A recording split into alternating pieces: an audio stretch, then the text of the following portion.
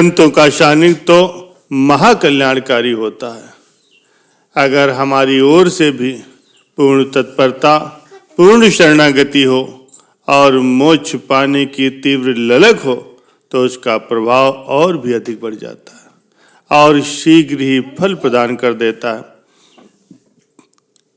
संत महापुरुषों के सत्संग में जाने से बुद्धि निर्मल होती है और सत्संग का प्रभाव शुद्ध भक्ति को जगा देता है और फिर भक्त और भगवान दोनों एक हो जाते हैं। भक्त अपनी पूर्णता को प्राप्त कर लेता है।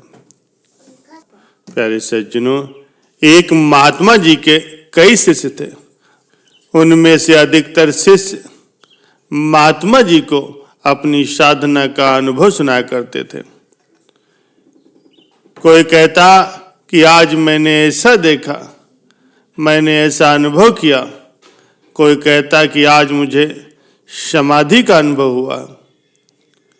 लेकिन एक शिष्य ऐसा था जो महात्मा जी की सेवा में बहुत अधिक समय से लगा था। उसे इन शिष्यों के अनुभवों की बातें सुन करके बड़ा दुख होता था। वो सोचता कि मैं भी साधना बड़े समय से कर रहा हूं, महात्मा जी की सेवा भी कर रहा हूं, लेकिन मुझे कोई अनुभव क्यों नहीं होता, मुझे कोई ज्ञान क्यों नहीं हुआ, समाधि का आनंद क्यों प्राप्त नहीं हुआ।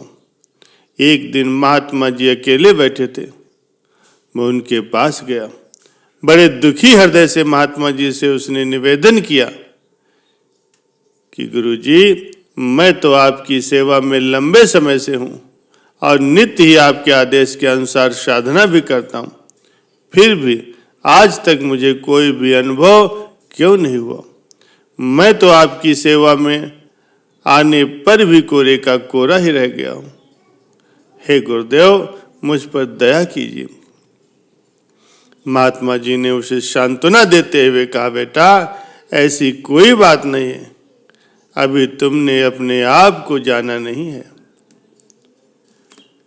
अच्छा, तुम प्रातःकाल वन में जाना, वहां कोई अच्छा छायादार वृक्ष देख करके अपनी साधना करना। वो गुरु महाराज की आज्ञा के अनुसार अगले दिन वन में गया।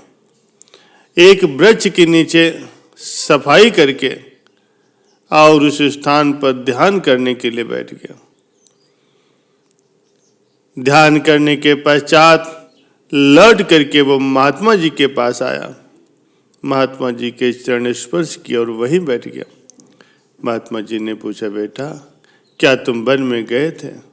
उस शिष्य ने कहा, गुरुवर मैं वहीं से आ रहा हूं। गुरु महाराज जी ने फिर पूछा, क्या वहां ध्यान किया था? उसने कहा, हाँ गुरुदेव, मैं आपके द्वारा बताई गई साधना विधि के अनुसार ध्यान करके आया हूं। तो गुरु महाराज जी ने फिर से पूछा, बताओ वहां तुमने क्या देखा? शिष्य ने कहा, प्रभु वहां तो वन था, कुछ विशेष तो कुछ नहीं था। हाँ, जिस वृक्ष के नीचे मैंने ध्यान किया था उस वृक्ष की एक डाली पर काक पक्षी का जोड़ा था। दोनों खूब शोर कर रहे थे, लेकिन जब मैं ध्यान में बैठा था तो वो दोनों शांत हो गए। मैंने अपनी साधना की और वापस आ गया। गुरु महाराज जी ने कहा, ठीक है, कल तुम फिर जाना और फिर उसी स्थान पर बैठ करके ध्यान कर। अगले दिन प्रातःकाल वो साधक फिर से वन में गया और उसी वृक्ष के नीचे बैठ करके ध्यान करने लगा और ध्यान करने के पश्चात आश्रम को फिर से लौटाया। गुरु महाराज जी ने पूछा, बेटा आज तुमने वहां क्या देखा? साधक ने कहा, गुरुदेव कल जिस जगह पर उस काक पक्षी का जोड़ा बैठा था, आज वहां पर एक हंस का जोड़ा बैठा था। गुरु महाराज जी ने कहा, ठीक है बेटा, तुम कल फिर से वहीं जाना। अगले दिन वो साधक फिर वहां गया। जब लौट करके आश्रम में वापस आया तो गुरु महाराज जी ने उससे फिर पूछा, बेटा आज वहां तुमने क्या देखा? तो उस साधक ने कहा, हे गुरुदेव आज तो बड़ी विचित्र घटना हुई। मैंने वहां ध्यान किया ध्यान समाप्त कर जब मैं चलने को हुआ तो स्वर्ग से बड़ा दिव्य विमान उतरा और उस वृक्ष से एक अति सुंदर स्त्री पुरुष का जोड़ा उतरा। उसने कृतज्ञतापूर्ण दृष्टि से मुझे देखा, मुझे प्रणाम किया और उस विमान में बैठ करके दोनों स्वर्गलोक को चले गए। अब महात्मा जी ने स्पष्ट किया, बेटा तुम्हारे एक दिन के सत्संग से उस चंडाल पक्षी का जोड़ा हंस का जोड़ा बन गया और दूसरे दिन तुम्हारे संग से उनकी मुक्ति हो गई। कहा भी गया है, पल भर के सत्संग से कोटि पाप मिट जाए। प्यारे सज्जनों, सत्संग में जाने से मनुष्य के अपने कर्मों का बोझ हल्का होने लगता है। नियमित सत्संग में जाने वाले एक आदमी ने जब एक बार सत्संग में ये सुना कि जिसने जैसे कर्म किए हैं उसे अपने कर्मों के अनुसार वैसा ही फल भोगने को मिलता है, ये सुन करके उसे बड़ा आश्चर्य हुआ। उसने अपनी आशंका का समाधान करने के लिए सत्संग सुनाने वाले महात्मा जी से पूछा कि हे महात्मा, अगर कर्मों का फल भोगना ही पड़ता है फिर सत्संग में जाने से फायदा ही क्या है।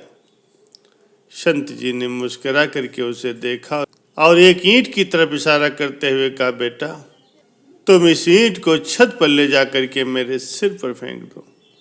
ये सुन करके वो आदमी बोला, महाराज इससे तो आपको बहुत चोट लगेगी, बहुत दर्द होगा, मैं ये नहीं कर सकता। संत जी ने कहा, अच्छा।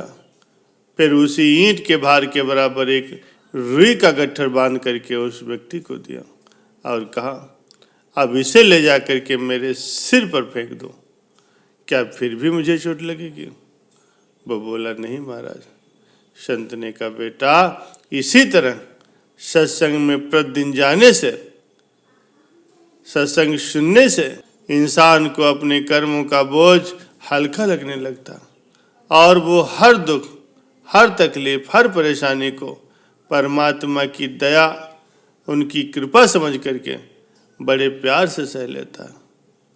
प्यारे सज्जनों, सत्संग में आने से इंसान का मन निर्मल होता है और वो मोह माया के चक्कर में होने वाले पापों से भी बच जाता है और अपने सदगुरु की मौज में रहता हुआ एक दिन अपने निज घर अर्थात सतलोक को वापस पहुंच जाता है, जहाँ केवल सुख ही सुख है, दुख का नामो निशान नहीं है।